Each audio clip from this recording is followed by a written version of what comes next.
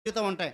ఇది చేయొద్దు, అది చేయొద్దు, అది చేయొద్దు అని తిరుగుతుంది. కానీ ఈ డబ్బులు ఎక్కువైన కారణం చేత ఏమవుద్దంటే, ఒక్కోసారి ఈ భక్తుడు, యోనా భక్తుడు నినివేకి వెళ్ళవలసిన బదులుగా తర్షీషు అంటే 550 మైళ్ళు వెళ్ళవలసడానికి బదులుగా 2500 మైళ్ళు ఎలాగైతే పారిపోయాడో, ఈ డబ్బులు ఎక్కువైన కారణం చేత ఏమవుద్ది అని అంటే, దేవుని మందిరం కాకుండా, లేకపోతే దేవుని పని కాకుండా, లేకపోతే మన పనో, మన ఉద్యోగమో, మన వ్యాపారమో కాకుండా ఇది శృతి మించి పక్కకి వెళ్ళిపోతుంది. అప్పుడు మనకు పాపానికి వెళ్ళిపోతాం. కొన్నిసార్లు డబ్బు లేకుండా ఉండడమే మంచిది. కొన్నిసార్లు జోబులో అధికంగా డబ్బులుంటే ఏమవుద్దంటే మనం అందుకే భక్తులు ఏం చెప్పండి, ప్రభువా నాకు ఒకవేళ ఆహారం ఎక్కువైపోతే నిన్ను మర్చిపోతాను, ఒకవేళ తక్కువ అయితే నిన్ను దూషిస్తాను, ఎక్కువకూడదు. అందుకే నాకు చాలిన ఆహారం నాకు దయచేయ ప్రభు అని చెప్పాడు.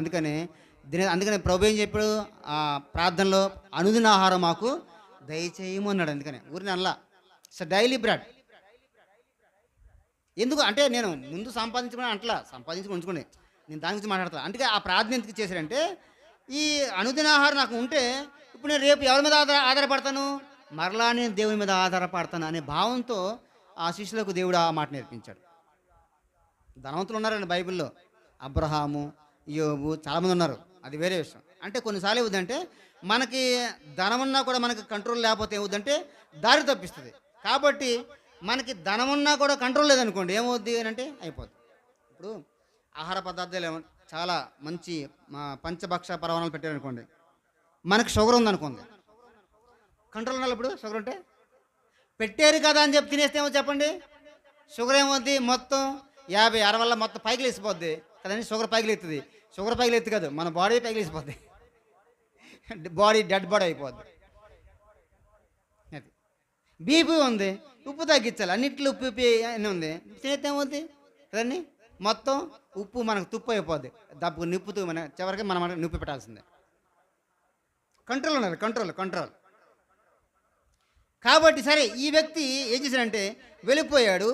దేవుని మాటకు వ్యతిరేకంగా వెళ్ళినప్పుడు శ్రమలు, కష్టాలు, బాధలు, కొన్నిసార్లు ఈ ఉపద్రవాలు ఎందుకు వస్తాయంటే, మీరు చదవండి ఏమొచ్చిందో నేనే చదివేస్తాను. 1వ అధ్యాయము 3వ వచనంలో, అయితే యెహోవా సన్నిధిలో నుండి తర్షీషు పట్టణంలోకి పారిపోవాలని యోనా యొప్పేకు పోయి తర్షీషునకు ఒక ఓడను చూచి ప్రయాణమునకు కేవు ఇచ్చి డబ్బు ఇచ్చి యెహోవా సన్నిధిలో నిలువక ఓడవారితో కూడా తర్షీషు పోవుటకు ఓడ ఎక్కాను. అయితే యెహోవా సముద్రం మీద పెద్ద గాలి పుట్టింపగా సముద్రము గొప్ప తుఫాను రేగి ఓడ బద్దలైపోవు గతి వచ్చాను. ఇక్కడ ఆపేద్దాం వాక్యం, తర్వాత చూడండి దేవుడు ఏం చేశాడు. ఎప్పుడైతే దేవుని